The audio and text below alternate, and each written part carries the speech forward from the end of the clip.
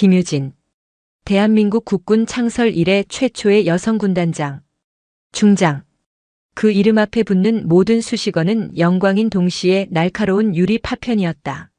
스스로 원해서 걸어 들어온 가시밭길이었지만 때로는 맨발로 걷는 듯한 고통이 엄습했다. 전화벨이 울렸다. 이제 막 업무를 시작한 부관의 앳된 목소리가 수화기 너머에서 들려왔다. 충성. 장군님, 합참의장님께서 잠시 뵙자고 하십니다. 숨을 짧게 고른다. 전쟁의 시작이었다. 의자에서 몸을 일으키자 새로 맞춘 전투복이 몸에 감기며 서걱이는 소리를 냈다. 수십 년간 몸에 익은 군복이었지만 오늘따라 유독 낯설었다. 어깨에 달린 세 개의 별은 그녀의 것이 아닌 듯 이질적인 무게로 어깨를 짓눌렀다. 집무실 문을 열자 복도에 도열해 있던 장교들이 일제히 부동자세로 경례를 붙였다. 충성. 그들의 목소리는 칼날처럼 날카로웠지만 눈빛은 읽을 수 없었다. 존경인가, 호기심인가, 아니면 경멸인가. 그녀는 그 모든 것을 담담히 받아내며 복도를 걸었다. 유리 천장을 깬 것이 아니었다. 단지 가장 높고 두꺼운 유리벽 앞에 홀로 서게 된 것뿐이었다. 그리고 그 벽 너머의 남자들은 일제히 그녀를 향해 돌을 던질 준비를 하고 있었다. 합참의장실로 향하는 그녀의 발걸음은 조금도 흔들리지 않았다. 적어도 외부에 비치기에는 그러했다. 의장실의 문은 두꺼운 참나무로 만들어져 있었다. 문고리를 잡는 순간 서늘한 금속의 감촉이 손바닥에 와닿았다. 부관이 먼저 문을 열고 들어섰다. 육중한 문이 열리자 담배 연기와 묵은 서류 냄새가 훅 끼쳐왔다. 거대한 집무실 중앙에 앉아있던 합참의장은 그녀를 보고도 한참 동안이나 손에 든 서류에서 눈을 떼지 않았다. 의도적인 무시라는 것을 알았지만 유진은 미동도 없이 그를 기다렸다. 그는 이 군대의 정점에 있는 사내였다. 4개의 별. 그녀보다 하나 더 많은 별이 그의 어깨 위에서 번쩍이고 있었다. 김 장군 왔나? 한참 만에 그가 입을 열었다. 자리에 앉으라는 권유도 없었다. 네, 의장님. 부르셨습니까? 그는 서류를 내려놓고 시선을 들어 그녀를 찬찬히 훑어보았다. 마치 시장에서 물건을 고르는 듯한 무례한 시선이었다. 자네 어깨가 무겁겠어. 여자들 대표에서 거기까지 갔으니. 말은 위로였지만 어조는 비아냥에 가까웠다. 과분한 직책입니다. 최선을 다하겠습니다. 최선? 최선만으로 되는 자리가 아니야, 거긴. 수만 명의 목숨이 자네 손에 달렸어. 여자들 감성으로 전쟁놀이하는 곳이 아니란 말일세. 유진은 입술을 깨물었다. 첫날부터 시작이었다. 그녀의 능력이 아닌 성별을 문제 삼는 이 지긋지긋한 편견. 그러나 그녀는 분노를 드러내는 대신 가장 차분한 목소리로 답했다. 전쟁에 남자와 여자가 따로 있다고 생각하지 않습니다. 군인만 있을 뿐입니다. 의장의 입꼬리가 비틀렸다. 그는 시가에 불을 붙이며 연기를 깊게 빨아들였다. 짙은 연기가 두 사람 사이를 가로막았다. 말은 잘하는군. 그 입으로 어디까지 가나 한번 보지. 내일 아침 전군 지휘관 회의가 있어. 자네 자리도 하나 마련해뒀으니 늦지나 말게. 그것이 대화의 끝이었다. 유진은 조용히 경례를 하고 의장실을 나왔다. 문이 닫히는 순간 참았던 숨이 터져나왔다. 온몸에 힘이 빠져나가는 듯 했다. 단순한 경고가 아니었다. 내일 회의에서 공개적으로 자신을 망신주겠다는 선전포고였다. 그녀는 다시 한번 자신의 어깨를 매만졌다. 별의 무게가 아까보다 훨씬 더 무겁게 느껴졌다. 집무실로 돌아오는 길, 복도는 아까보다 더 싸늘하게 느껴졌다. 이제 시작이었다. 보이지 않는 적들과의 외로운 전쟁이. 그녀는 창가에 서서 다시 한번 밖을 내다보았다. 안개는 조금 더 짙어져 있었다. 새벽의 공기는 칼날처럼 차가웠다. 위병소 앞 어둠이 채 가시지 않은 길 위에 검은색 세단 한 대가 멈춰섰다. 차창이 내려가자 운전병이 신분증을 제시했다. 위병소 근무자는 신분증과 차 안을 번갈아 확인하더니 뻣뻣한 동작으로 경례를 붙였다. 바리케이드가 올라가고 차는 국방부 청사 안으로 미끄러지듯 들어갔다. 뒷좌석에 앉아있던 유진은 굳게 닫힌 입술 사이로 짧은 한숨을 내쉬었다. 잠을 설친 탓에 눈이 뻑뻑했다. 오늘은 그녀가 이곳으로 출근하는 둘째 날이었다. 그리고 첫 번째 시험대가 될 전군 지휘관 회의가 있는 날이기도 했다. 그녀는 일부러 다른 장성들보다 1시간 일찍 출근했다. 회의 자료를 검토하고 마음을 다잡을 시간이 필요했다. 차는 본청 건물 앞에 멈춰섰다. 그녀가 차에서 내리자 새벽의 냉기가 전투복을 파고들었다. 본청 로비로 들어서는 길은 두 갈래로 나뉘어 있었다. 일반 장병과 군무원들이 이용하는 중앙 현관, 그리고 장성급 지휘관들만 출입할 수 있는 작은 쪽문. 그 문은 권위의 상징이자 그들만의 리그를 구분짓는 보이지 않는 벽이었다. 유진은 망설임 없이 장성 전용 통로로 향했다.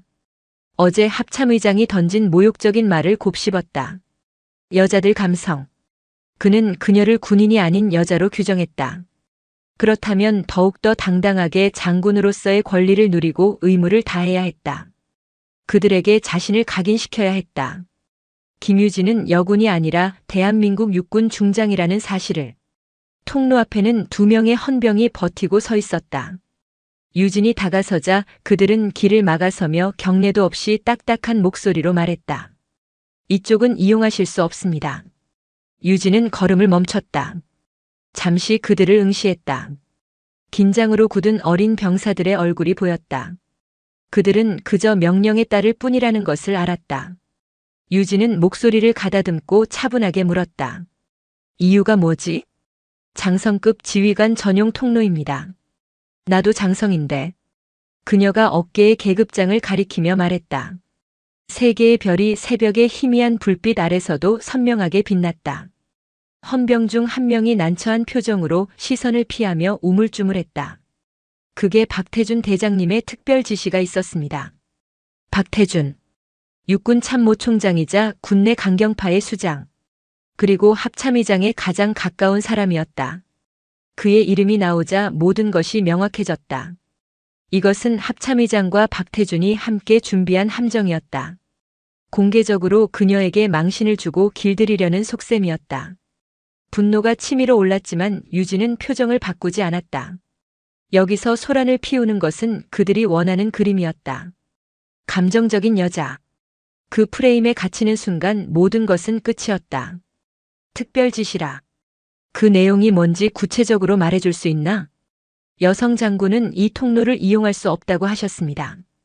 숨막히는 정적이 흘렀다. 주변을 지나던 몇몇 장교들이 걸음을 멈추고 이쪽을 훔쳐보기 시작했다. 수군거리는 소리가 들려왔다. 유진은 모욕감에 온몸이 떨리는 것을 느꼈다. 그러나 그녀의 목소리는 얼음장처럼 차갑고 단단했다. 국방부 출입 규정집을 가져오도록. 내가 직접 확인해야겠다. 그리고 자네들 소속과 이름을 밝히게. 정당한 지휘관의 통행을 막아선 책임을 물어야 하니. 헌병들의 얼굴이 하얗게 질렸다. 그들은 자신들이 상대하는 사람이 누구인지 이제야 깨달은 듯 했다. 그녀는 단순히 별을 단 여자가 아니었다. 법과 규정에 따라 움직이는 군인이었고 자신의 부하들에게 책임을 물을 수 있는 지휘관이었다. 그 순간 뒤에서 익숙한 목소리가 들려왔다. 이른 아침부터 소란스럽군. 박태준 대장이었다. 그는 일부러 이 시간을 맞춰 나타난 것이 분명했다. 그의 뒤에는 비서실장과 몇몇 장교들이 그림자처럼 서 있었다. 박태준은 헌병들에게 눈짓을 보내고는 유진을 향해 비웃음 섞인 표정을 지었다. 김 장군, 뭘 그렇게 따지고 있는 건가? 좋은 게 좋은 거라고 다른 문으로 가면 될 것을. 규정과 원칙을 따지고 있었습니다. 군은 규율로 움직이는 조직이니 말입니다. 규율이라. 여자들은 군대에서도 참 피곤하게 살아. 융통성이 없어. 그는 유진을 지나쳐 통로로 걸어가며 말했다. 그의 어깨가 유진의 어깨를 일부러 치고 지나갔다. 아주 미세하지만 분명한 물리적 도발이었다. 유진은 이를 악물었다. 주변의 시선이 비수처럼 날아와 박혔다. 굴욕감에 눈앞이 아찔했다. 하지만 그녀는 무너지지 않았다. 오히려 등골을 꼿꼿이 세우고 박태준의 뒷모습을 향해 외쳤다. 대장님. 대장님의 그 융통성이라는 것이 법 위에 존재하는 것입니까? 대장님의 지시는 국방부 규정에 명시된 장성 예우 규정을 위반한 명백한 월권 행위입니다. 지금이라도 부당한 지시를 철회하십시오. 박태준이 걸음을 멈췄다. 그의 얼굴이 흉흉하게 굳어졌다. 아무도 예상하지 못한 반격이었다. 모두가 숨을 죽이고 두 사람을 지켜보았다. 박태준이 천천히 몸을 돌렸다. 그의 눈에서 살기가 뿜어져 나왔다. 박태준의 눈빛은 잘 벼린 칼날 같았다. 그는 평생을 전장에서 보낸 노장이었고 그의 시선만으로도 어지간한 장교들은 무릎을 꿇었다. 그러나 김유진은 피하지 않았다. 오히려 더 또렷하게 그의 눈을 마주했다. 지금 물러서면 앞으로 나아갈 수 없다는 것을 직감했다. 이것은 단순한 통로 싸움이 아니었다. 군이라는 거대한 조직 안에서 그녀의 존재를 증명해야 하는 첫 번째 전투였다. 김 중장, 지금 나를 가르치려 드는 건가? 박태준의 목소리는 낮았지만 그 안에 담긴 분노는 주변의 공기마저 얼려버릴 듯했다. 그의 뒤에 서 있던 장교들의 얼굴은 사색이 되었다. 감히 육군 참모 총장에게 정면으로 맞서는 중장의 모습은 그들이 한 번도 상상해 본 적 없는 풍경이었다. 가르치려는 것이 아닙니다. 원칙을 말씀드리는 겁니다. 대장님께서 만드신 군의 법과 질서를 대장님 스스로가 지켜주십사 요청드리는 것입니다. 유진의 목소리에는 떨림이 없었다. 그녀는 박태준 개인을 공격하는 것이 아니라 원칙이라는 누구도 부정할 수 없는 가치를 방패 삼아 이야기했다. 감정적인 대응이 아닌 철저히 논리적인 반박이었다. 하룻강아지 범 무서운 줄 모른다더니 자네가 어깨에 별을 달았다고 해서 세상이 바뀐 줄 아는가 본데 착각하지 마. 여긴 자네 같은 여자가 나설 자리가 아니야. 그의 목소리가 커졌다. 노골적인 성차별적 발언이 복도에 울려 퍼졌다. 주변에서 훔쳐보던 이들의 수군거림이 더 커졌다. 몇몇은 슬그머니 자리를 피했다. 거대한 권력의 충돌에 휘말리고 싶지 않다는 비겁한 침묵이었다. 바로 그때였다. 총장님, 여기서 이러시면 곤란합니다. 의외의 목소리가 끼어들었다. 국방부 법무실 소속의 이상훈 대령이었다. 그는 평소에도 원리원칙을 중시하고 강직하기로 소문난 인물이었다. 그는 박태준과 김유진 사이로 다가와 정중하지만 단호한 태도로 말했다. 방금 총장님의 발언은 심각한 명예훼손 및 성차별에 해당될 수 있습니다. 또한 정당한 사유 없이 장성급 지휘관의 통행을 제한하신 것은 명백한 직권남용입니다. 박태준의 얼굴이 시뻘겋게 달아올랐다. 감히 대령 따위가 자신의 면전에서 법을 운운하는 것을 참을 수 없다는 표정이었다. 자네가 뭔데 나서나? 이게 다 저 여자 하나 때문에 군 기강이 해이해진 증거야. 군 기강은 상하를 막론하고 법과 규정을 준수할 때 바로 서는 것입니다. 총장님께서 먼저 모범을 보여주셔야 합니다. 이상훈 대령은 한치의 물러섬도 없었다. 그는 자신의 군 생활을 걸고 이 싸움에 뛰어든 것이나 마찬가지였다. 유진은 놀란 눈으로 그를 바라보았다. 일면식도 없는 사이였다. 그가 왜 자신을 돕는지 알 수 없었다. 그러나 지금은 그의 등장이 가뭄의 단비처럼 고마웠다. 상황이 예상치 못하게 돌아가자 박태준은 당황한 기색이 역력했다. 법무실 대령까지 나선 상황에서 계속 고집을 부리는 것은 명백히 자신에게 불리했다. 더구나 주변에서 지켜보는 눈이 너무 많았다. 그는 잠시 유진과 이상훈을 번갈아 쳐다보더니 이내 헛기침을 하며 상황을 수습하려 했다. 별것도 아닌 일로 소란을 피우는군. 좋아, 김 장군. 그렇게 원한다면 그 문으로 다니게. 하지만 명심해. 자네가 가는 길은 오늘처럼 순탄치 않을 거야. 그는 마지막 경고를 던지고는 횡 몸을 돌려 통로 안으로 사라졌다. 그를 따르던 장교들도 허둥지둥 뒤를 따랐다. 복도에는 유진과 이상훈, 그리고 겁에 질린 헌병들만 남았다. 길을 막고 있던 헌병들이 황급히 길을 비키며 유진에게 경례를 붙였다. 유진은 말없이 그들 앞을 지나 통로로 들어섰다. 짧지만 격렬했던 전투가 끝난 뒤였다. 승리했지만 상쾌하지는 않았다. 오히려 더 큰 전쟁이 기다리고 있다는 예감에 마음이 무거웠다. 그녀는 걸음을 멈추고 뒤를 돌아 이상훈 대령을 바라보았다. 고맙네, 이 대령. 원칙을 따랐을 뿐입니다, 장군님. 이상우는 담담하게 대답하고는 목례를 하고 자신의 길을 갔다. 그의 뒷모습을 보며 유진은 생각했다. 이 거대한 성벽 안에도 아직 자신과 같은 생각을 하는 사람이 남아있다는 사실이 작은 위안이 되었다. 그러나 동시에 그 역시 오늘의 일로 인해 박태준의 눈밖에 나게 될 것이라는 걱정이 들었다. 그녀는 다시 앞으로 걸었다.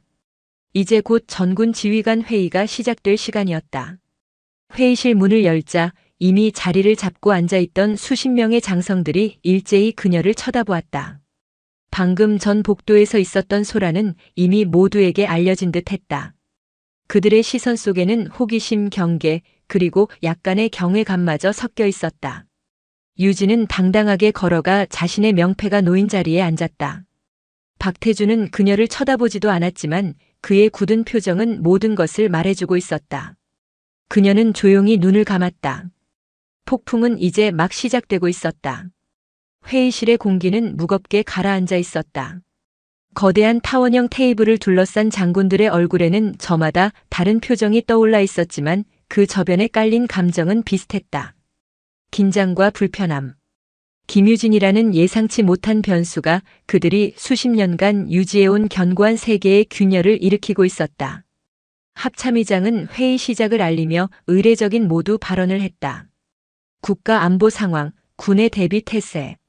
그의 목소리는 평소처럼 위험 있었지만 김유진을 향한 시선은 언뜻언뜻 날카로움을 담고 있었다. 유진은 묵묵히 그의 말을 들으며 회의 자료를 넘겼다. 그녀의 차례는 아직 멀었다. 그러나 이미 회의의 주인공은 그녀인 듯 했다. 모든 발언과 보고가 끝난 뒤에는 어김없이 그녀를 향한 미묘한 시선들이 오갔다. 마치 그녀의 반응을 살피는 듯 했다. 드디어 박태준 육군 참모총장의 발언 순서가 되었다. 그는 자리에서 일어나 회의실을 둘러보며 천천히 입을 열었다. 최근 우리 군에 아주 신선한 바람이 불고 있습니다. 창군 이래 최초로 여성 군단장이 탄생했으니 언론에서는 연일 국방개혁의 상징이라며 떠들어대고 있지요. 그의 말에 몇몇 장군들이 옅은 웃음을 터뜨렸다. 명백한 조롱이었다. 유진은 표정 변화 없이 그를 응시했다. 하지만 동지들, 전쟁은 구호나 상징으로 하는 것이 아닙니다. 피와 살이 튀는 현실입니다. 최전선에서 적의 총칼을 막아내야 하는 우리 군의 본질을 잊어서는 안 됩니다. 그는 잠시 말을 끊고 유진을 똑바로 쳐다보았다.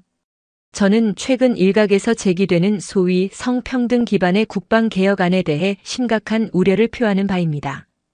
전투병과의 여군을 확대 배치하고 여성 지휘관의 비율을 의무적으로 할당하자는 주장들. 이것은 군의 전투력을 심각하게 저해하는 인기영합주의적 발상에 불과합니다. 회의실의 분위기가 급격히 냉각되었다. 이것은 단순한 의견 제시가 아니었다. 김유진이 비공식적으로 준비하고 있던 국방개혁안의 핵심 내용을 정면으로 공격하며 그녀의 존재 자체를 부정하는 선전포고였다. 유진은 자신의 개혁안 내용이 어떻게 벌써 그의 귀에 들어갔는지 의아했지만 지금은 그것이 중요하지 않았다. 박태준의 발언이 끝나자 기다렸다는 듯이 다른 장군들이 동조하고 나섰다. 총장님 말씀이 100번 옳습니다. 여군은 신체적 한계가 명확합니다. 행정이나 보급 같은 후방 지원 업무에 적합하지 일선 전투부대를 지휘하는 것은 무리입니다. 맞습니다. 병사들이 과연 여성 지휘관의 명령에 진심으로 복종하겠습니까? 위기 상황에서 우유부단한 결정을 내리기라도 한다면 그 책임은 누가 집니까? 비난의 화살은 일제히 유진에게로 향했다. 그녀는 그들의 주장이 얼마나 시대착오적이고 편견에 가득 차 있는지 반박하고 싶었지만 지금은 발언권이 없었다. 그들은 의도적으로 그녀를 고립시키고 무력하게 만들고 있었다. 마치 사자 무리가 외톨이 암사자를 둘러싸고 위협하는 것과 같았다.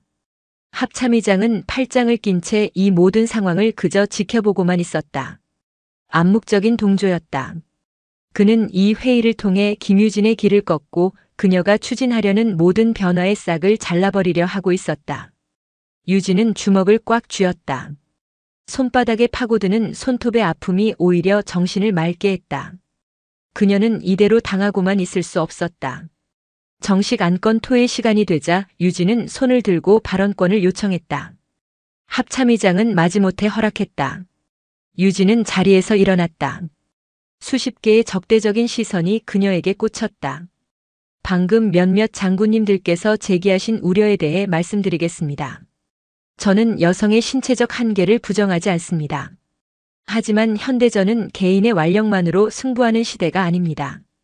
첨단 장비를 운용하는 능력, 복잡한 전장 상황을 분석하는 정보력, 그리고 무엇보다 위기를 돌파하는 강인한 정신력이 전투력의 핵심입니다. 그리고 이러한 능력에 성별의 차이가 있다고 생각하지 않습니다. 그녀의 목소리는 작았지만 회의실 전체에 명확하게 울려 퍼졌다. 또한 병사들이 여성 지휘관에게 복종하지 않을 것이라는 우려는 군에 대한 모독입니다. 우리 병사들은 지휘관의 성별이 아닌 그들의 능력과 리더십을 보고 따릅니다. 편견을 가지고 병사들을 바라보는 것은 바로 여기 계신 몇몇 분들이십니다. 그녀는 말을 마치고 자리에 앉았다. 회의실은 찬물을 끼얹은 듯 조용해졌다. 그녀의 논리 정연하고 당당한 반박에 누구도 쉽게 말을 잇지 못했다. 박태준의 얼굴은 분노로 일그러졌다. 합참의장이 서둘러 회의를 마무리했다. 회의가 끝나자 장군들은 약속이라도 한 듯 유진의 주변을 피해 썰물처럼 빠져나갔다. 복도에서 그들은 삼삼오오 모여 그녀를 향해 무어라 수군거렸다. 유진은 텅 빈 회의실에 홀로 남았다. 또 한 번의 전투에서 그녀는 지지 않았다. 하지만 마음은 천근만근 무거웠다. 그녀는 이제 군 전체를 적으로 돌리게 된 것일지도 몰랐다.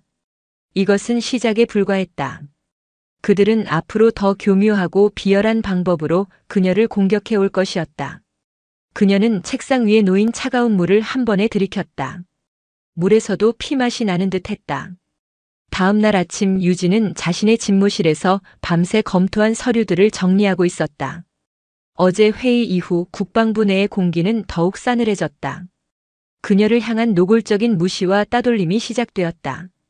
중요보고 라인에서 그녀는 은근슬쩍 배제되었고 복도에서 마주치는 장교들은 그녀의 인사를 못 들은 척 지나치기 일쑤였다. 거대한 조직이 한 개인을 어떻게 질식시키는지 뼈저리게 느끼고 있었다. 그때 부관이 하얗게 질린 얼굴로 집무실 문을 두드렸다. 그의 손에는 조간신문이 들려 있었다. 장군님, 이것 좀 보셔야겠습니다. 유진은 신문을 받아들었다. 그리고 그녀의 눈은 일면에 박힌 거대한 제목에 고정되었다. 단독 김유진 중장, 파격 진급 배경의 정치권 외압 의혹. 심장이 쿵 하고 내려앉는 것 같았다. 손이 미세하게 떨렸다. 기사는 매우 구체적이고 악의적이었다. 그녀가 과거 특정 정권의 실세였던 정치인과 친분이 있으며 그 정치인의 입김이 이번 인사에 결정적으로 작용했다는 내용이었다. 심지어 그녀의 과거 근무 기록과 평정, 진급 심사 과정의 세부 내용까지 언급하며 교묘하게 사실과 허구를 뒤섞어 놓았다. 기사의 논조는 명확했다. 김유진은 실력으로 별을 단 것이 아니라 정치적인 뒷배를 이용한 만들어진 영웅이라는 것이었다. 이런 말도 안 되는. 기사에는 군 내부 소식통이라는 익명의 출처가 반복해서 등장했다. 이것은 명백히 군 내부, 그것도 아주 깊숙한 곳에서 조직적으로 정보를 흘리지 않고는 불가능한 기사였다. 어제 회의에서 그녀에게 공개적으로 적의를 드러냈던 박태준과 그의 세력들이 떠올랐다. 이것이 그들의 두 번째 공격이었다. 회의장에서 논리적으로 그녀를 꺾지 못하자 이제는 언론을 이용해 흑색 선전을 퍼붓기 시작한 것이다. 부관의 전화가 쉴 새 없이 울리기 시작했다. 언론사 기자들의 확인 전화였다. 국방부 대변인실은 원론적인 답변만 되풀이하며 사실상 손을 놓고 있었다. 유진은 순식간에 거대한 스캔들의 중심에 서게 되었다. 출근하는 길 그녀를 바라보는 시선들은 어제와 또 달랐다. 이전이 경계와 호기심이었다면 이제는 의심과 경멸이 가득했다. 그녀는 마치 죄인처럼 고개를 숙이고 복도를 걸어야 했다. 집무실에 도착하자마자 합참의장의 호출이 있었다. 의장실의 분위기는 어제보다 훨씬 험악했다. 박태준도 그 자리에 함께 있었다. 그는 유진을 보며 고소하다는 듯한 표정을 숨기지 않았다. 김 장군, 이게 다 뭔가? 신문 봤나? 합참의장이 신문을 책상 위로 던지며 소리쳤다. 어떻게 처신을 했기에 군의 명예를 이렇게 실추시킬 수 있나. 자네 하나 때문에 지금 군 전체가 정치권의 시녀라는 오명을 쓰게 생겼어. 사실이 아닙니다. 기사는 명백한 허위 사실이며 악의적인 모함입니다. 모함? 근거도 없이 이런 기사가 나왔을 리가 없지. 자네가 과거 행적이 떳떳하지 못하니 이런 이야기가 나오는 것 아닌가. 박태준이 옆에서 거들었다. 의장님, 이 문제는 그냥 넘어가서는 안 됩니다. 특별감찰을 통해서라도 진상을 명명백백히 밝혀야 합니다. 군의 기강이 걸린 문제입니다. 그들의 의도는 뻔했다. 이 기사를 빌미로 그녀를 감찰에 회부하고 그 과정에서 온갖 먼지를 털어내 결국 불명예스럽게 군복을 덧기려는 속셈이었다. 유진은 입술을 깨물었다. 아무리 사실이 아니라고 외쳐도 한 번 찍힌 의심의 낙인은 쉽게 지워지지 않을 터였다. 더구나 군이라는 폐쇄적인 조직 안에서 그녀는 완벽한 외톨이였다. 누구도 그녀의 편이 되어주지 않을 것이다. 감찰 좋습니다. 제 모든 것을 투명하게 공개하고 조사받겠습니다. 하지만 이 기사를 유포한 내부 세력 역시 반드시 색출하여 군 기밀 누설 및 명예훼손의 책임을 물어야 할 것입니다. 유진은 물러서지 않고 정면으로 맞섰다. 그녀의 당당한 태도에 합참의장과 박태준은 순간 할 말을 잃었다. 그들은 유진이 울며 매달리거나 겁을 먹고 스스로 물러나기를 바랐을 것이다. 하지만 그녀는 포기할 생각이 없었다. 이것은 그녀 개인의 명예뿐만 아니라 자신을 바라보고 있을 수많은 여성 후배들의 꿈이 걸린 싸움이었기 때문이다. 의장실에서 나온 유진의 발걸음은 무거웠다. 이제 진흙탕 싸움이 시작될 것이었다. 증거도 증인도 없는 외로운 싸움. 그녀는 집무실로 돌아와 창가에 섰다. 며칠 전과는 달리 하늘은 구름 한 점 없이 맑았다. 하지만 그녀의 마음은 폭풍전야처럼 어둡고 고요했다. 그때 집무실 문을 조심스럽게 노크하는 소리가 들렸다. 문을 열고 들어온 사람은 뜻밖의 인물이었다. 법무실의 이상훈 대령이었다. 이상훈 대령은 경직된 표정으로 서 있었다. 그의 손에는 서류철 하나가 들려 있었다. 그의 등장은 유진에게 작은 파문과도 같았다. 모두가 그녀를 피하는 이 상황에서 그것도 육군 참모총장에게 공개적으로 맞섰던 그가 자신을 찾아온 이유를 짐작할 수 없었다. 무슨 일인가, 이 대령. 유진의 목소리에는 경계심이 묻어났다. 지금은 누구도 쉽게 믿을 수 없었다. 잠시 드릴 말씀이 있어 찾아왔습니다. 장군님. 이상훈은 집무실 안으로 들어와 문을 닫았다. 그의 행동은 신중했다. 그는 유진의 책상 앞으로 다가와 들고 있던 서류철을 내려놓았다. 오늘 아침 기사 말입니다. 그가 입을 열었다. 단순한 언론 플레이가 아닐 수도 있습니다. 이건 군 내부의 정보망을 이용한 조직적인 공격입니다. 유진은 말없이 그를 바라보았다. 이미 짐작하고 있던 바였다. 기사에 언급된 장군님의 과거 근무 기록이나 평정 자료는 어급 기밀에 해당합니다. 일반 장교는 접근조차 불가능한 정보들입니다. 이것이 외부로 유출되었다는 것은 군 수뇌부의 누군가가 직접 개입했다는 명백한 증거입니다. 그의 말은 논리적이고 명확했다. 감정에 치우치지 않고 오직 사실에 근거하여 상황을 분석하고 있었다. 나도 그렇게 생각하고 있네. 하지만 증거가 없어. 심증만으로는 아무것도 할 수 없지. 유진이 씁쓸하게 말했다. 그래서 제가 왔습니다. 이상훈은 서류철을 열었다. 그 안에는 국방부 내부 전산망의 접속 기록과 관련된 복잡한 데이터들이 정리되어 있었다. 어젯밤 국방부 인트라넷 게시판에 장군님을 비방하는 익명의 글이 올라왔습니다. 기사보다 더 악의적이고 사적인 내용들이었습니다. 저는 그 게시글의 IP를 역추적했습니다. 유진의 눈이 커졌다. 인트라넷은 외부와 차단된 군 내부망이었다. 그곳에 글을 올렸다는 것은 범인이 군 내부에 있다는 확실한 증거였다. 물론 익명 게시판이라 작성자를 특정하기는 어렵습니다.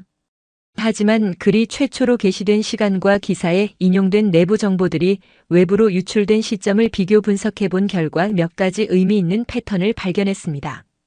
그는 차트 하나를 가리켰다.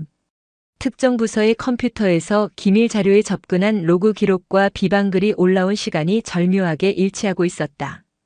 그리고 그 부서는 육군참모총장 비서실이었다. 박태준 대장인가? 아직 단정할 수는 없습니다. 하지만 정황상 가장 유력한 용의자입니다. 그들은 언론에 정보를 흘리는 동시에 내부망에 비방글을 올려 여론을 선동하는 이중 플레이를 하고 있는 겁니다. 장군님을 완벽하게 고립시키려는 속셈입니다. 모든 퍼즐이 맞춰지는 기분이었다. 분노보다 차가운 절망감이 먼저 밀려왔다. 한 나라의 군을 책임지는 최고 지휘관들이 자신들의 기득권을 지키기 위해 이렇게 비열하고 추악한 짓을 저지르고 있다는 사실이 믿기지 않았다. 왜 나를 돕는 건가, 이 대령. 자네까지 위험해질 수 있어. 유진이 물었다. 이것은 그녀가 가장 궁금했던 점이었다. 이상우는 잠시 창밖을 바라보았다. 그의 얼굴에 복잡한 감정이 스쳐 지나갔다. 제 여동생이 공군 사관학교 생도입니다.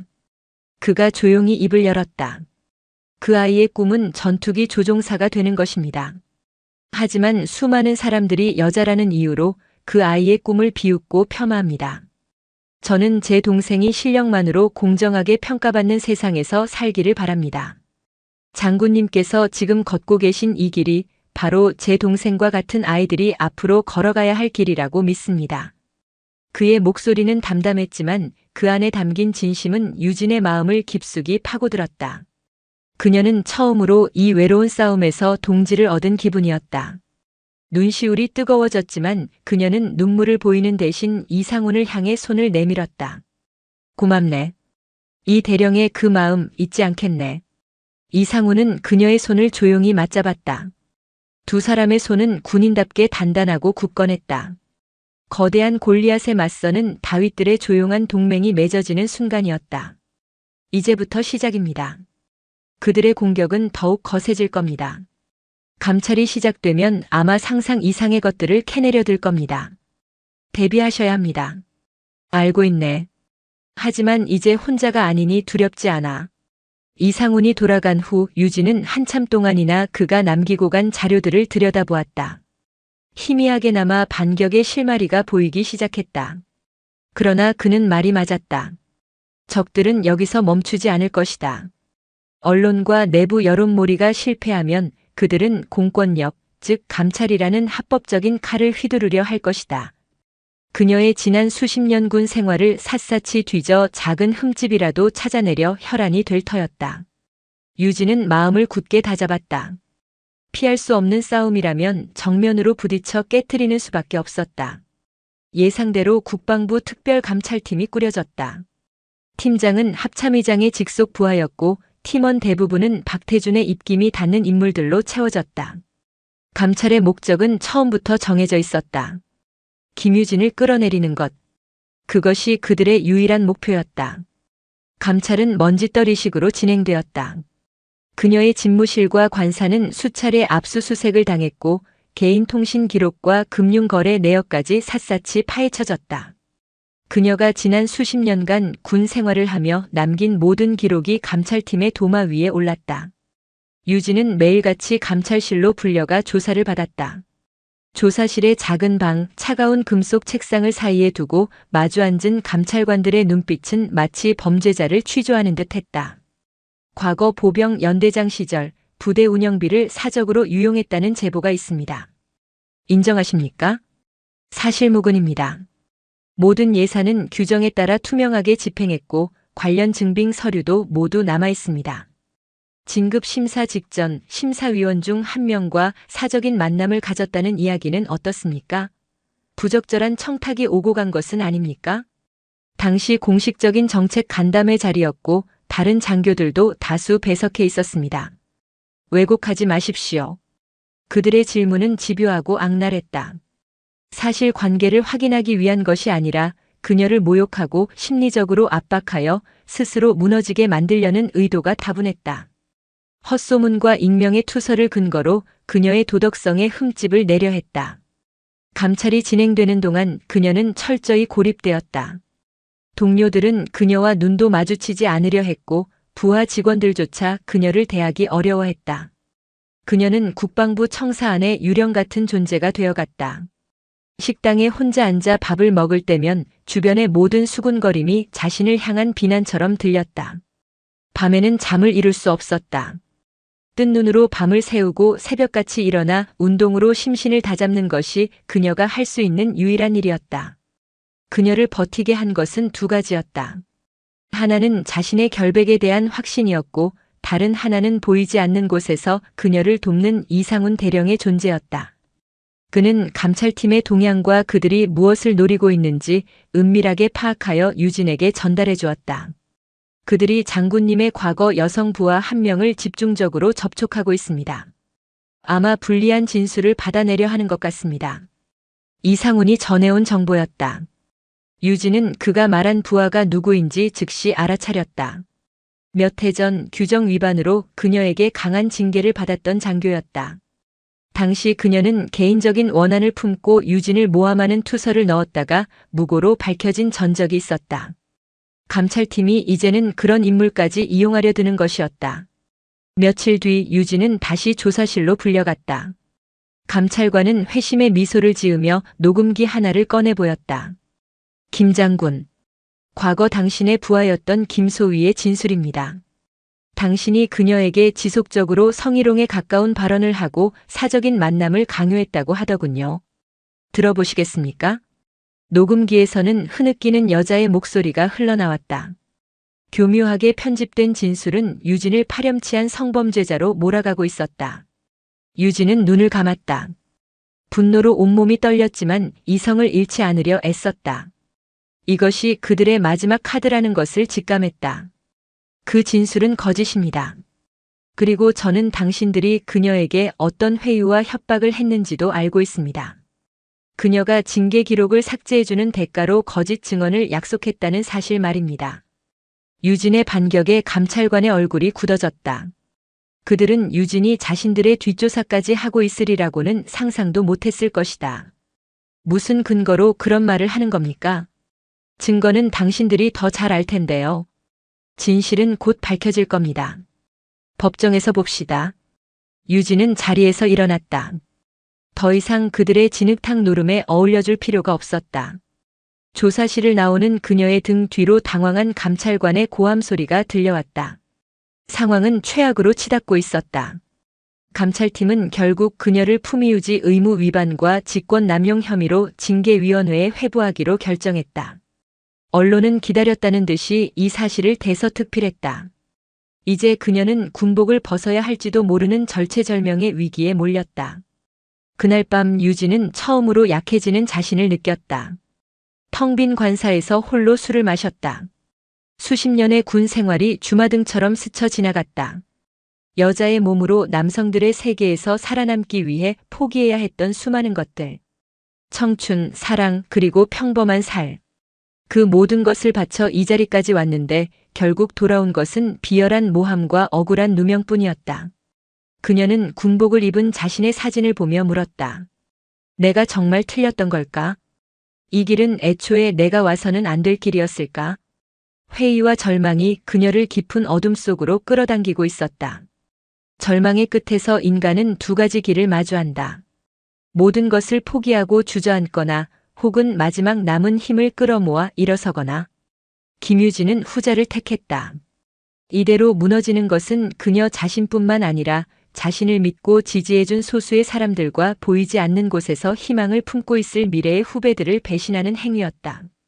그녀는 반격을 준비하기 시작했다. 이상훈 대령이 은밀하게 움직였다. 그는 자신의 정보망을 총동원하여 감찰팀의 불법적인 활동과 박태준의 비리를 역추적했다. 그것은 위험한 도박이었다. 실패하면 그 역시 군복을 벗어야 할 뿐만 아니라 군사기밀보호법 위반으로 징역을 살 수도 있었다. 유진은 자신의 변호를 맡아줄 군 법무관과 매일같이 머리를 맞대고 징계위원회를 준비했다.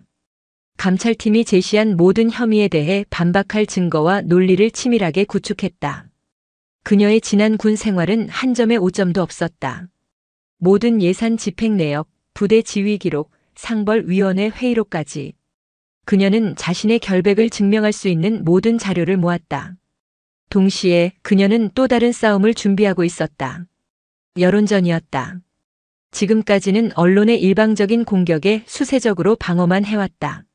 하지만 이제는 침묵을 깨고 진실을 대중에게 직접 알려야 할 때였다.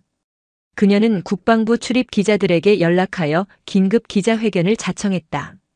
이 소식은 국방부를 발칵 뒤집어 놓았다. 합참의장과 박태준은 격노했다. 그들은 유진이 징계위원회의 최종 결정이 나기 전에 여론을 흔들어 상황을 뒤집으려 한다고 생각했다. 그들은 기자회견을 막기 위해 온갖 압력을 행사했지만 이미 본물처럼 터져나온 대중의 관심을 막을 수는 없었다. 기자회견 당일.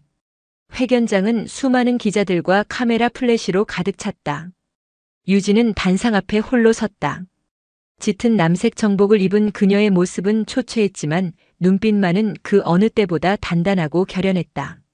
저는 오늘 한 명의 군인이기 이전의 한 인간으로서 저의 명예와 진실을 지키기 위해 이 자리에 섰습니다. 차분하지만 힘있는 그녀의 목소리가 회견장에 울려 퍼졌다. 그녀는 자신에게 제기된 모든 의혹에 대해 하나하나 반박하기 시작했다. 정치권 외압설, 부대 운영비 횡령 의혹, 그리고 부하 여군 성희롱 혐의까지.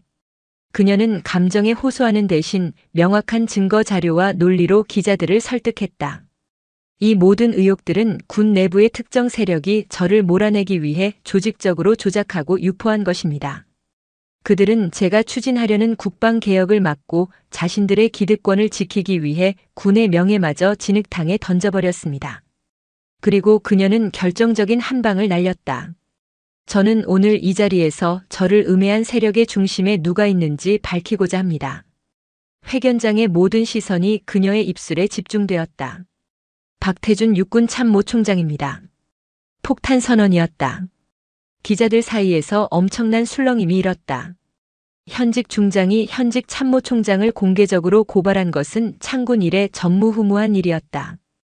박태준 총장은 저의 임명 첫날부터 저의 성별을 문제 삼아 모욕을 주었고 부당한 지시로 저의 정당한 통행을 막았습니다. 또한 언론과 내부망을 통해 저에 대한 허위 사실을 유포하고 감찰팀에 압력을 행사하여 저를 올가매려 했습니다. 그녀는 그동안 박태준이 자신에게 했던 모든 발언과 행동들을 구체적으로 폭로했다. 그것은 더 이상 개인 간의 감정 싸움이 아니었다.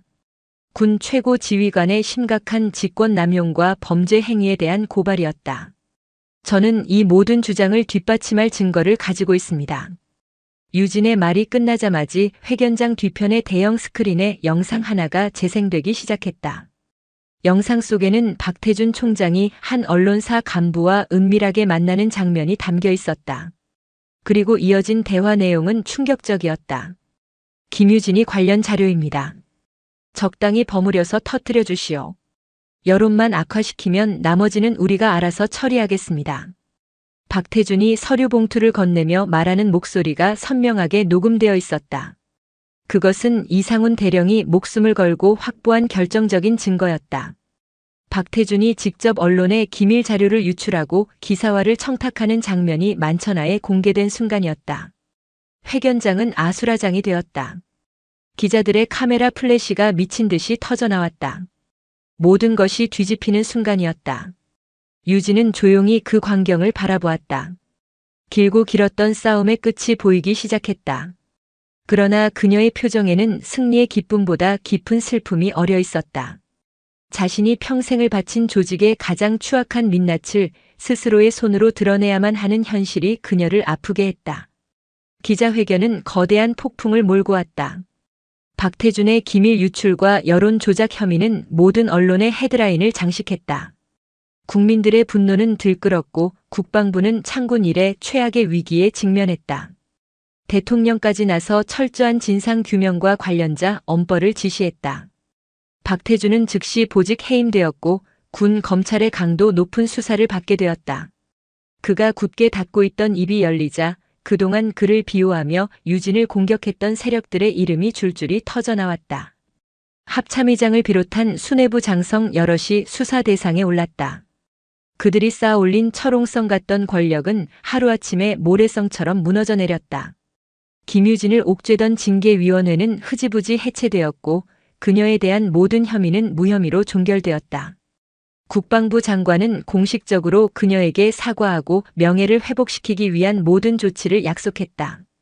국방부의 분위기는 완전히 뒤바뀌었다.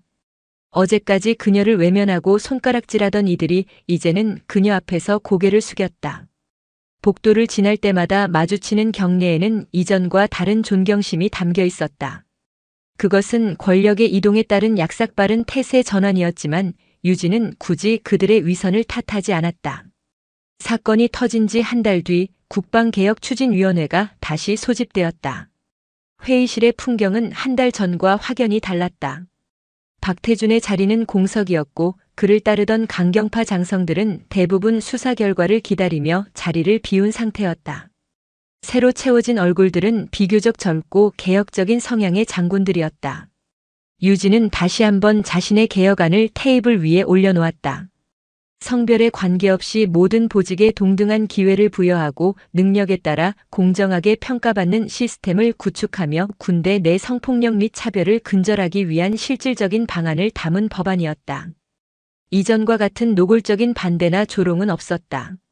몇몇 신중론이 제기되었지만 대부분은 시대의 변화를 인정하고 개혁의 필요성에 공감하는 분위기였다. 길고 진지한 토론 끝에 개혁안은 표결에 붙여졌다. 찬성 13, 반대 2, 기권 1. 국방개혁안은 가결되었음을 선포합니다. 위원장의 선언이 울려 퍼지는 순간 유진은 조용히 눈을 감았다. 길고 외로웠던 싸움이 마침내 끝나는 순간이었다.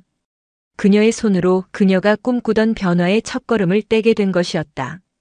회의가 끝나고 나오는 그녀에게 많은 장교들이 다가와 축하와 지지의 인사를 건넸다. 특히 젊은 여군 장교들은 그녀를 영웅처럼 바라보며 눈시울을 붉히기도 했다. 유진은 자신의 집무실로 돌아와 창가에 섰다. 한 달 전만 해도 모든 것이 불투명했던 이 창밖의 풍경이 이제는 조금 다르게 보였다.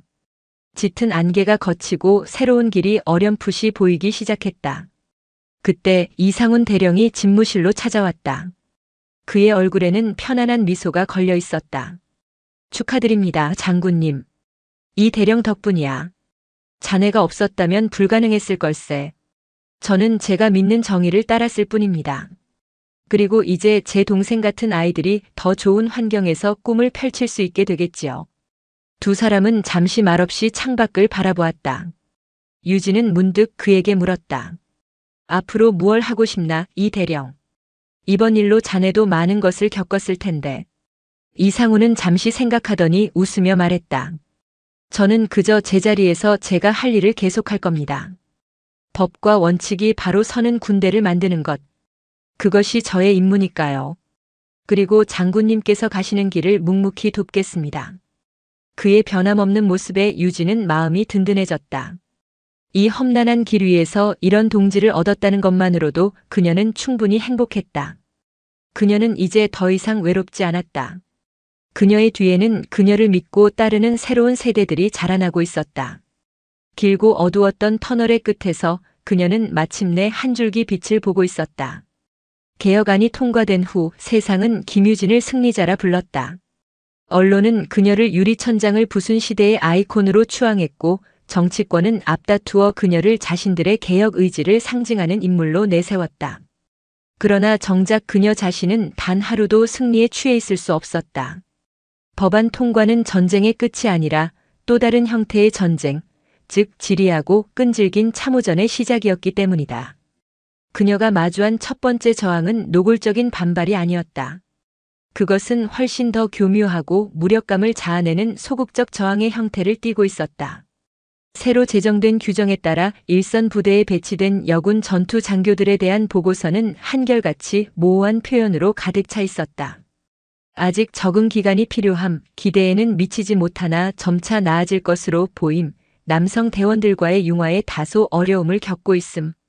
긍정도 부정도 아닌 책임 회피를 위한 언어의 유희였다. 그 보고서들 뒤에는 여전히 변하지 않은 현장의 지휘관들, 박태준의 그림자 아래서 성장한 중간 간부들의 냉소적인 시선이 도사리고 있었다. 유진은 매일 밤 그 보고서들을 읽으며 보이지 않는 벽을 느꼈다. 법과 제도를 바꾸는 것은 그녀의 권한 안에 있었지만 수십 년간 이어져 온 사람들의 편견과 관성을 바꾸는 것은 전혀 다른 차원의 문제였다. 그녀는 직접 현장을 확인해야겠다고 결심했다. 불시에 방문한 최전방의 한 포병 부대. 새로 부임한 여성 포대장은 사관학교를 우수한 성적으로 졸업한 인재였지만 그녀가 마주한 현실은 차가웠다. 부대원들은 그녀의 명령에 복종했지만 그들의 눈빛에는 신뢰가 없었다. 훈련 중 실수가 발생하자 몇몇 병사들은 뒤에서 역시 여자는 안 되라며 비웃었고 남성 부사관들은 그녀를 대놓고 무시하며 자신들끼리 업무를 처리했다. 유진은 그 모든 광경을 멀리서 지켜보았다. 분노가 치밀었지만 그녀는 나설 수 없었다. 자신이 직접 개입하는 순간 그 여성 포대장은 군단장의 비호를 받는 온실 속 화초라는 또 다른 낙인이 찍힐 것이고 그녀의 리더십은 더욱 심각하게 훼손될 터였다. 그것이 바로 저항 세력이 원하는 그림이었다. 그들은 유진이 스스로의 원칙, 즉 과도한 개입은 부하의 자율성을 해친다는 지휘 철학에 갇히도록 유도하고 있었다. 그녀는 침묵 속에서 더 근본적인 해결책을 고민해야 했다. 단순히 여군을 배치하는 것에서 끝나는 것이 아니라 그들이 현장에서 뿌리내릴 수 있도록 만드는 실질적인 지원 시스템이 필요했다. 남녀 군인 모두를 대상으로 하는 성인지 교육 프로그램, 차별 행위에 대한 명확한 징계 규정, 그리고 무엇보다 성공적인 사례를 발굴하고 널리 알려 긍정적인 인식을 확산시키는 것이 중요했다. 그러나 그녀의 이런 노력은 또 다른 반발에 부딪혔다. 예산과 행정력을 동원하려 할 때마다 전투력 강화와 무관한 비효율적인 정책이라는 비판이 발목을 잡았다. 박태주는 사라졌지만 그의 생각에 동조하는 이들은 여전히 군의 요직 곳곳에 남아 기득권을 형성하고 있었다. 그들은 유진의 개혁이 군을 약화시키는 페미니즘 노름이라고 공공연히 비난했다. 어느 날 밤 집무실에 홀로 남은 유진은 깊은 피로감에 휩싸였다. 책상 위에는 그녀를 지지하는 시민단체들의 편지와 함께 그녀를 원색적으로 비난하는 익명의 투서들이 뒤섞여 있었다. 한쪽에서는 성녀가 되기를 강요했고 다른 한쪽에서는 마녀가 되기를 저주했다. 그녀는 그 양극단의 시선 사이에서 홀로 외주를 타고 있었다. 어깨 위에 별 3개가 납덩이처럼 무겁게 느껴졌다. 그녀는 문득 생각했다. 과연 이 싸움에서 이길 수 있을까?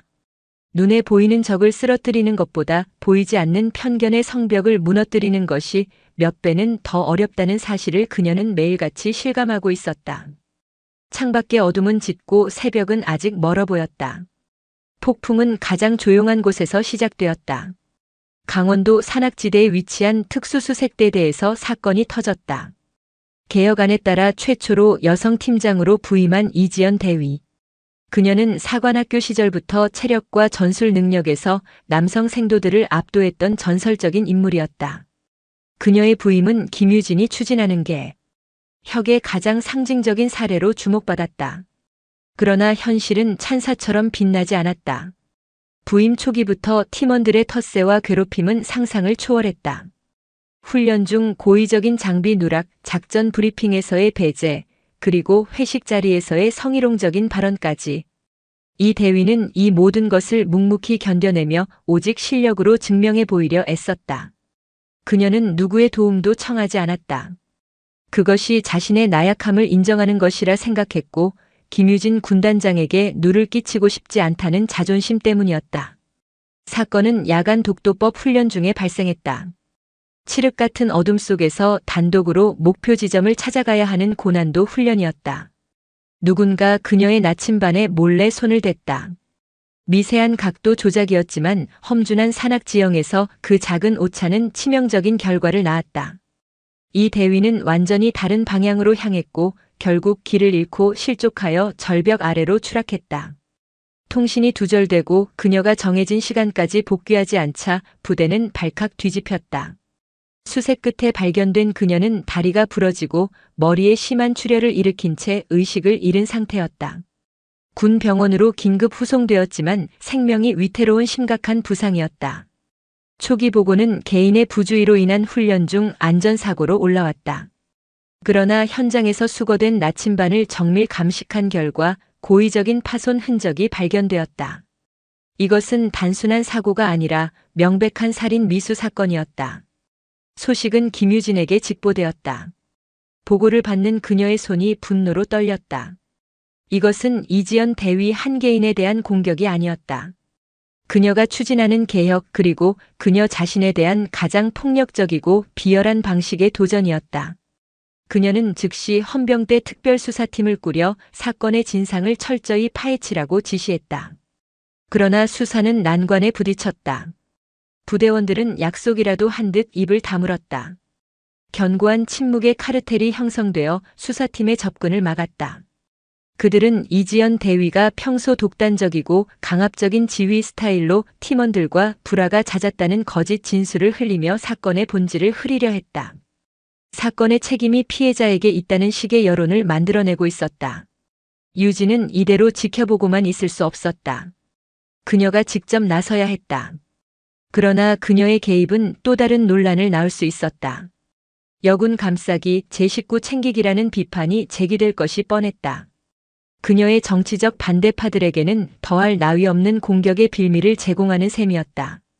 이상훈 대령이 그녀를 찾아왔다. 그의 얼굴은 그 어느 때보다 굳어 있었다. 장군님께서 직접 나서시면 안 됩니다. 그들이 파놓은 함정입니다. 그럼 이대로 저 어린 장교가 억울하게 죽어가는 것을 보고만 있으란 말인가? 감정적으로 대응하시면 지는 겁니다. 이럴 때일수록 더 차갑고 냉정하게 움직여야 합니다. 법과 원칙에 따라서 말입니다. 그는 유진에게 새로운 접근법을 제시했다. 수사의 주체를 군 내부가 아닌 군과 검찰의 합동수사본부로 확대하자는 것이었다. 외부의 시선이 개입되면 군 내부의 제19 감싸기나 침묵의 카르텔이 힘을 잃을 것이라는 계산이었다. 또한 사건의 본질을 단순한 상해 사건이 아닌 군 기강을 무너뜨리는 지휘 체계에 대한 반란 행위로 규정하여 더 엄중하게 다뤄야 한다고 주장했다. 유진은 그의 제안을 받아들였다. 그녀는 국방부 장관을 직접 설득하여 합동수사본부 설치를 관철시켰다. 검찰의 날카로운 수사망이 조여오자 굳게 닫혀있던 부대원들의 입이 하나둘씩 열리기 시작했다. 결국 사건의 주범은 이 대위를 평소 안이 꼽게 여기던 부팀장 하사와 그를 따르던 몇몇 병사들로 밝혀졌다. 그들은 이 대위에게 겁을 주어 스스로 부대를 떠나게 만들 생각이었지만 일이 이렇게 커질 줄은 몰랐다고 진술했다. 주범들은 군사법원에서 중형을 선고받았다. 사건을 축소 은폐하려 했던 대대장과 연대장 역시 직무유기로 보직 해임되었다. 그러나 이 사건은 유진과 군 전체에 깊은 상처를 남겼다. 이지연 대위는 수차례의 수술 끝에 목숨은 건졌지만 다시는 군인으로 복귀할 수 없다는 진단을 받았다. 한 유능한 군인의 꿈이 조직적인 폭력 앞에 무참히 꺾여버린 것이었다. 유진은 병실에 누워있는 이 대위를 찾아갔다. 창백한 얼굴로 천장만 바라보던 이 대위는 유진을 보자 참았던 눈물을 터뜨렸다. 죄송합니다, 군단장님. 제가 더 강하지 못해서. 유진은 아무 말도 할 수 없었다. 그녀의 손을 잡아주는 것 외에는. 병실을 나오는 유진의 마음은 납처럼 무거웠다. 제도를 바꾸고 범인을 처벌하는 것만으로는 충분하지 않았다. 이 땅에 깊이 뿌리내린 증오와 차별의 문화 그 자체를 바꾸지 않는 한 제2, 제3의 이지연은 계속해서 나타날 것이었다. 그녀는 복도 끝 창문에 기대어 서서 지독한 무력감과 함께 자신의 어깨에 놓인 책임의 무게를 다시 한번 실감했다. 이지연 대위의 사건은 김유진의 영혼에 지워지지 않는 흉터를 남겼다. 승리감은 없었다. 오직 희생자에 대한 미안함과 자신의 무력함에 대한 통렬한 자책만이 남았을 뿐이었다. 그녀는 밤마다 악몽에 시달렸다. 절벽 아래 피를 흘리며 쓰러져 있는 이 대위의 모습과 침묵으로 동조하던 부대원들의 무표정한 얼굴들이 번갈아 나타나 그녀를 괴롭혔다. 스트레스는 그녀의 몸을 잠식하기 시작했다. 만성적인 두통과 소화불량이 그녀를 떠나지 않았고 한때 강철 같았던 체력도 눈에 띄게 떨어졌다. 군의관은 휴식을 권했지만 지금 그녀에게 휴식은 사치였다. 그녀가 잠시라도 긴장을 늦추면 언제 어디서 또 다른 비극이 터질지 모른다는 불안감이 그녀를 옥죄었다. 그녀는 점점 더 자기 자신을 고립시켰다. 누구에게도 속마음을 털어놓지 않았다. 약한 모습을 보이는 순간 모든 것이 무너질 것이라는 강박에 사로잡혔다. 가족과의 연락도 뜸해졌고 몇 안 되던 친구들과의 만남도 끊었다. 그녀의 세계는 국방부 청사의 넓은 집무실과 텅 빈 관사, 이 두 공간 안에 완벽하게 갇혀버렸다. 텅 빈 관사에 홀로 돌아온 밤 그녀는 앨범을 꺼내 들었다. 빛바랜 사진 속에는 군인이 되기 전 평범한 여대생이었던 자신의 모습이 있었다. 친구들과 웃고 떠들고 작은 것에도 행복해하던 앳된 얼굴. 그녀는 사진 속의 자신을 보며 문득 물었다. 무엇을 위해 이 길을 달려왔는가? 별을 타는 것이, 장군이 되는 것이 정말 내 인생의 전부였을까? 화려한 제복 뒤에 가려진 자신의 삶은 너무나도 공허하고 황량했다. 권력의 정점에 올랐지만 그녀의 곁에는 마음을 터놓고 기댈 사람이 단 한 명도 없었다. 그녀의 변화를 가장 먼저 알아차린 것은 이상훈 대령이었다. 그는 매일같이 업무 보고를 위해 그녀의 집무실을 찾았다. 하루가 다르게 수척해지고 날카로워지는 그녀의 모습을 그는 걱정스럽게 지켜보았다. 그녀는 사소한 실수에도 부하들을 거세게 질책했고 회의 중에는 편집증에 가까울 정도로 모든 것을 의심했다. 강인함이 아니라 부러지기 직전의 막대기처럼 위태로워 보였다. 어느 날 저녁 늦게까지 서류를 검토하던 유진은 갑작스러운 현기증을 느끼며 휘청거렸다. 책상 모서리에 이마를 부딪히며 쓰러지려는 순간 때마침 집무실에 들어서던 이상훈이 그녀를 부축했다. 장군님, 괜찮으십니까? 그의 팔에 기댄 유진의 몸은 종이장처럼 가벼웠다. 이마에서는 피가 흘러내리고 있었다. 이상훈은 서둘러 의무실에 연락하려 했지만 유진이 그의 팔을 잡으며 만류했다. 괜찮네. 잠시 어지러웠을 뿐이야. 소란 피우지 말게. 그녀는 애써 아무렇지 않은 척했지만 그녀의 목소리는 미세하게 떨리고 있었다. 그 순간 그녀의 눈에서 눈물 한 방울이 흘러내렸다. 수십 년간 단 한 번도 남 앞에서 보인 적 없었던 눈물이었다. 그것은 고통이나 슬픔의 눈물이 아니었다. 스스로의 한계를 인정해야 하는 순간에 터져나온 절망의 눈물이었다. 이상훈은 아무 말도 하지 않았다. 그는 조용히 구급 상자를 가져와 그녀의 상처를 치료해 주었다. 서툰 솜씨였지만 그의 손길은 조심스럽고 따뜻했다. 차가운 소독솜이 상처에 닿는 순간 유진은 참았던 울음을 터뜨렸다. 어린아이처럼 서럽게 울었다. 무너져 내리는 자존심, 지독한 외로움, 그리고 이 모든 것을 짊어지고 가야 하는 운명에 대한 원망이 한꺼번에 터져나왔다. 이상훈은 그저 묵묵히 그녀의 곁을 지켰다. 어떤 위로나 조언도 하지 않았다. 지금 그녀에게 필요한 것은 말이 아니라 자신의 무너진 모습을 온전히 받아줄 수 있는 사람의 존재라는 것을 그는 알고 있었다. 한참을 울고 난 유진은 지친 목소리로 말했다. 미안하네. 추한 모습을 보였군. 추하지 않았습니다. 인간적인 모습이었습니다. 그의 담담한 대답에 유진은 고개를 들어 그를 바라보았다. 그의 눈빛에는 연민이나 동정이 아닌 깊은 이해와 존중이 담겨 있었다. 그 순간 유진은 처음으로 그에게서 군인 이상훈이 아닌 인간 이상훈을 보았다. 자신과 마찬가지로 이 거대한 조직 안에서 고독하게 싸우고 있는 또 다른 영혼을. 그날 이후 두 사람의 관계는 미묘하게 변했다. 여전히 상급자와 부하라는 공적인 관계는 변함없었지만 그 이면에는 서로의 상처를 이해하고 침묵 속에서 위로를 건네는 동지애가 자리 잡기 시작했다.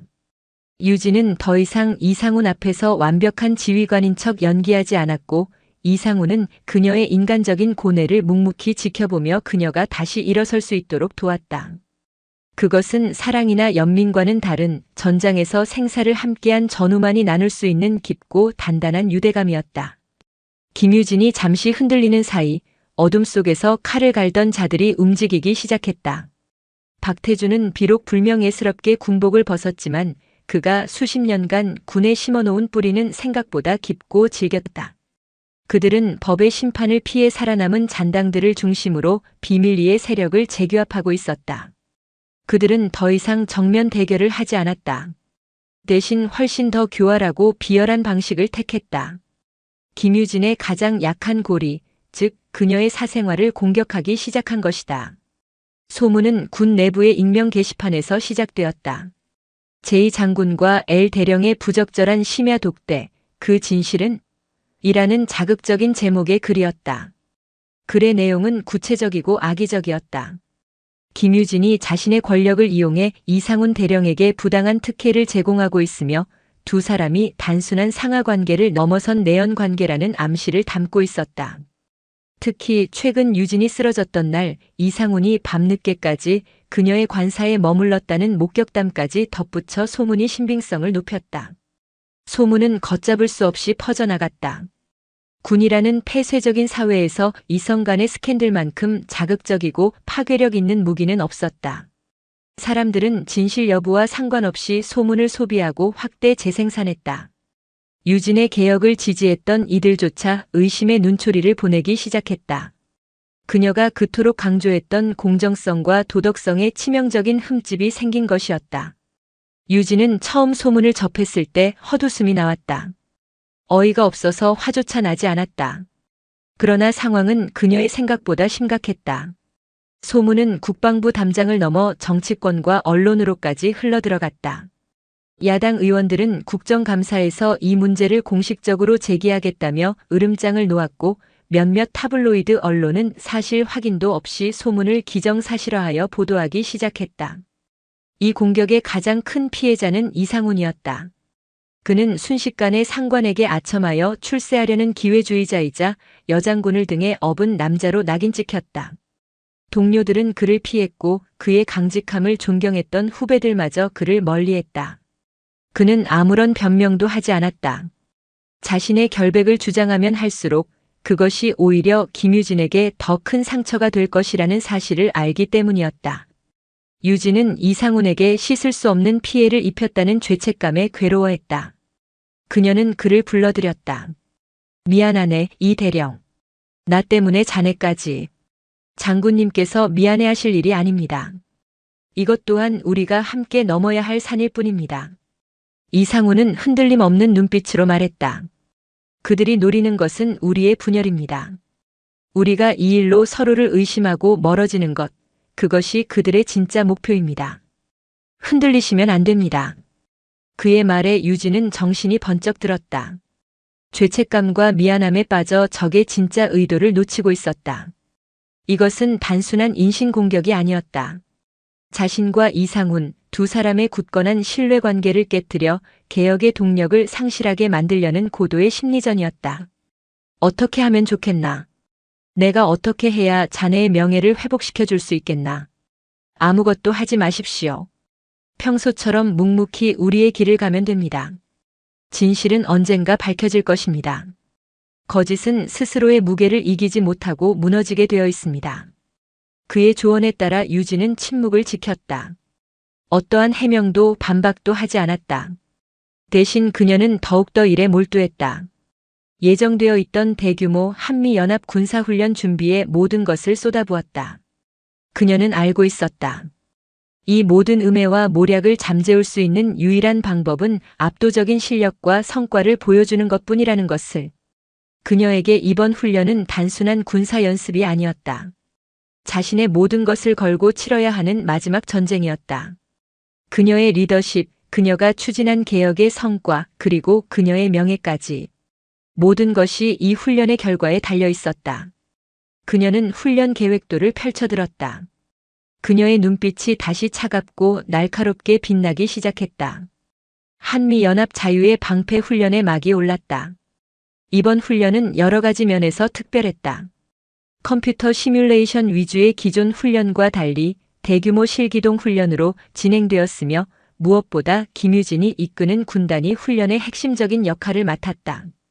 그녀가 추진했던 개혁안, 즉 여성 전투 지휘관과 병사들이 대거 포함된 혼성부대가 처음으로 실전에 가까운 시험대에 오르는 순간이었다. 훈련이 시작되기 전부터 군 안팎의 시선은 뜨거웠다.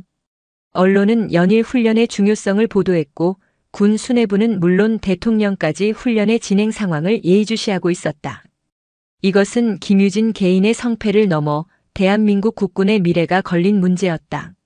적들은 마지막 발악을 준비하고 있었다. 박태준의 잔당들은 훈련 곳곳에 자신들의 사람들을 심어 놓았다. 그들의 목표는 명확했다.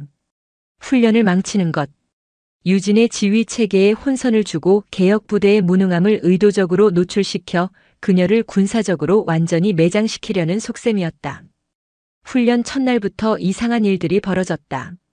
유진이 이끄는 청군에게 전달되어야 할 핵심 첩보가 의도적으로 누락되거나 왜곡되어 보고되었다. 보급 부대에서는 차량 고장을 핑계로 탄약과 연료 공급이 지연되기 일쑤였다. 통신망은 원인 모를 장애를 일으키며 수시로 두절되었다. 모든 것이 교묘하게 단순 사고나 실수로 위장되었지만 유진은 이것이 조직적인 사보타주 행위임을 직감했다. 상황은 최악으로 치달았다. 청군은 훈련 초반 가상의 적군인 황군에게 일방적으로 밀리기 시작했다. 방어선은 곳곳에서 뚫렸고 아군의 피해는 눈덩이처럼 불어났다. 지휘 통제실의 분위기는 무겁게 가라앉았다. 참모들은 당혹감을 감추지 못했고 훈련을 참관하던 미군 지휘관들의 얼굴에도 실망감이 역력했다. 유진의 리더십은 최악의 시험대에 올랐다. 그녀를 향한 불신과 비난이 쏟아지기 시작했다. 역시 실전 경험이 부족한 여성 지휘관의 한계다. 이론만 앞세운 개혁의 결과가 이것인가? 지휘 통제실 한쪽에서 들려오는 수군거림이 그녀의 가슴에 비수처럼 박혔다. 그러나 유진은 흔들리지 않았다. 그녀는 오히려 이 위기 상황 속에서 더욱 냉정하고 침착해졌다. 그녀의 머릿속은 그 어느 때보다 빠르고 명민하게 돌아가고 있었다. 그녀는 이상훈 대령을 조용히 불렀다. 지금부터 자네에게 특별 임무를 주겠네. 공식적인 지휘 계통을 벗어나 독자적으로 움직여주게. 우리 내부의 적을 찾아내야겠어. 이상훈은 말없이 고개를 끄덕였다. 그는 자신의 법무실 요원들과 정보부대 내의 소수 인원들을 움직여 내부의 방해 세력을 역추적하기 시작했다. 동시에 유진은 과감한 결단을 내렸다. 기존의 작전 계획을 모두 폐기하고 새로운 판을 짜기 시작했다. 그녀는 적들이 자신의 지휘 방식을 예측하고 있다는 것을 간파했다. 그들은 그녀가 정석적이고 예측 가능한 방식으로 군을 운용할 것이라 믿고 있었다. 유진은 그들의 허를 찌르기로 했다. 그녀는 주력 부대를 후방으로 물리는 척하며 적을 깊숙이 유인했다. 그리고 그녀가 비밀리에 육성해온 소수 정예의 특수전 부대를 적의 심장부로 침투시켰다. 바로 이지연 대위와 같은 여성 장교들이 주축이 된 부대였다. 그들은 남성 위주의 부대에서는 상상할 수 없는 유연하고 창의적인 방식으로 적의 보급로와 통신망을 파괴하며 황군을 혼란에 빠뜨렸다. 밤이 되자 전세는 서서히 역전되기 시작했다. 적의 눈과 귀가 멀어버린 사이 유진은 후퇴시켰던 주력 부대를 이끌고 대대적인 야간 기습 공격을 감행했다. 누구도 예상하지 못했던 대담한 반격이었다. 그녀의 작전은 마치 살아있는 생물처럼 유기적으로 움직였고 모든 부대는 일사불란하게 그녀의 의도를 꿰뚫고 있었다. 그것은 수많은 밤을 새우며 부하들과 함께 땀 흘리고 소통하며 만들어낸 신뢰의 결과였다. 지휘관의 성별이 아닌 오직 능력과 리더십만이 전장을 지배하고 있었다. 칠흑 같은 어둠 속에서 거대한 반격의 서막이 오르고 있었다. 새벽이 밝아올 무렵 전장의 안개와 포연이 걷히자 믿을 수 없는 광경이 펼쳐졌다. 불과 반나절 전만 해도 청군을 포위하고 승리를 눈앞에 뒀던 황군은 완전히 괴멸 상태에 빠져 있었다. 보급과 통신이 끊긴 채 각계격파당했고 지휘부는 김유진의 특수부대에 의해 완벽하게 장악되었다. 훈련은 청군의 압도적인 승리로 끝났다. 지휘 통제실은 경악과 침묵에 휩싸였다. 누구도 이런 극적인 역전승을 예상하지 못했다. 미군 사령관은 유진에게 다가와 진심 어린 경의를 표했다. 믿을 수 없는 작전이었습니다, 장군. 당신은 군사 교리를 새로 썼습니다. 그 순간 통제실의 문이 열리며 이상훈 대령이 들어왔다. 그의 손에는 서류 뭉치가 들려 있었다. 그는 훈련을 참관하던 국방부 장관과 합참의장에게 다가가 서류를 내밀었다. 그 안에는 이번 훈련 과정에서 벌어진 사보타주 행위의 전모와 그 배후 세력에 대한 명백한 증거가 담겨 있었다. 통신 기록, 물증, 그리고 내부 협조자의 진술까지. 박태준의 잔당들이 벌인 마지막 반역의 증거들이었다. 모든 것이 끝났다. 방해 세력들은 현장에서 모두 체포되었고 군사재판에 회부되었다. 김유진은 완벽한 승리를 거두었다. 군사적 능력, 리더십, 그리고 도덕성까지. 그녀는 자신을 짓누르던 모든 의혹과 편견을 실력 하나로 잠재웠다. 훈련이 끝난 후 그녀는 군단 지휘소 언덕에 홀로 섰다. 동이 터오는 지평선을 바라보았다. 붉은 여명이 피로 물든 것 같았던 전장을 서서히 비추고 있었다. 길고 길었던 전쟁이 끝난 뒤의 고요함이었다. 그녀는 승리의 기쁨에 취하는 대신 이 승리를 위해 희생된 수많은 것들을 생각했다. 이지연 대위의 꺾여버린 꿈, 자신을 믿고 따르다 상처 입은 이상훈 대령의 명예, 그리고 평범한 삶을 포기해야 했던 자기 자신의 청춘까지. 이상훈 대령이 조용히 그녀의 곁으로 다가왔다. 두 사람은 말없이 함께 동이 터오는 하늘을 바라보았다. 모든 것이 끝났습니다, 장군님. 아니, 이제 시작일세. 유진이 나지막이 말했다. 우리는 겨우 하나의 성문을 열었을 뿐이야. 이 문 너머에는 우리가 바꿔나가야 할 더 많은 것들이 남아있네. 이것은 한 사람의 승리가 아니야. 우리가 함께 만들어가야 할 새로운 시대의 시작이지. 그녀의 목소리는 더 이상 불안하거나 외롭지 않았다. 고난의 시간을 통과하며 더욱 단단해진 지휘관의 목소리였다.